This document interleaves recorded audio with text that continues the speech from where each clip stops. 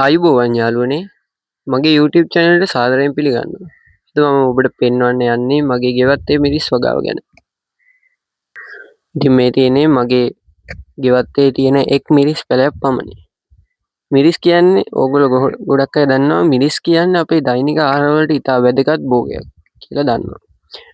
මම මේ මිරිස් පැල වගා කළේ හොඳ පසක් සකස් කරලා බීජ හෝ පැල සිටුවීමෙන්.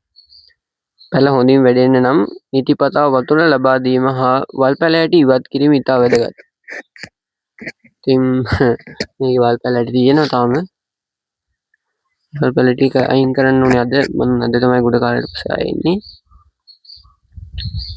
දැන් ඔබට පේන විදිහට මගේ මිරිස් පැල හොඳින් වැඩෙමින් පවතිනවා.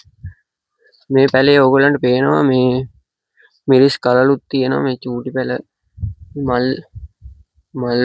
මල් වල ඉඳන් චූටි එකේ ඉඳන් ලොකු එකට වෙනකන් තියෙනවා.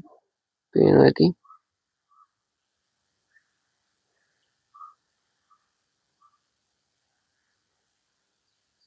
ගසට නිසි රැකවරණය හා පොහොර ලබා දීම ඉතා වැදගත් වෙනවා.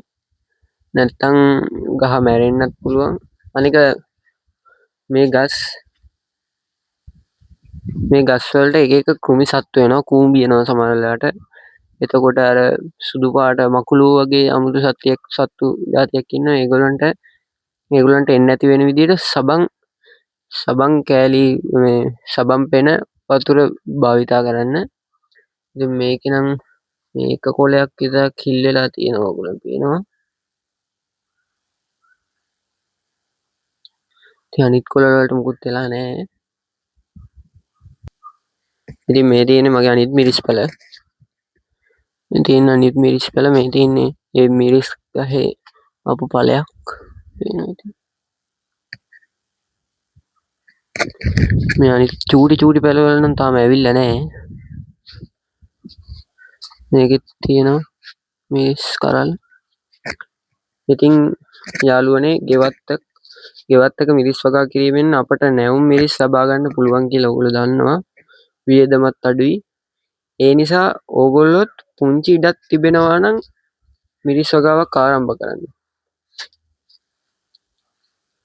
ඉතින් මාත් මේ චූටි තැන්වල වගා කරා. පේනවනේ මගේ වගාව ඉස්සරහා තියෙන මේ ඉස්සරහා. ඉතින් මේ වීඩියෝව ඔබට ප්‍රයෝජනවත් වුණා නම් ලයික් කරන්න, ෂෙයා කරන්න හා තවත් ගෙවතු වගා වීඩියෝ සඳහා මගේ හරිත ගමන YouTube channel එක subscribe කරන්න. ස්තුතියි.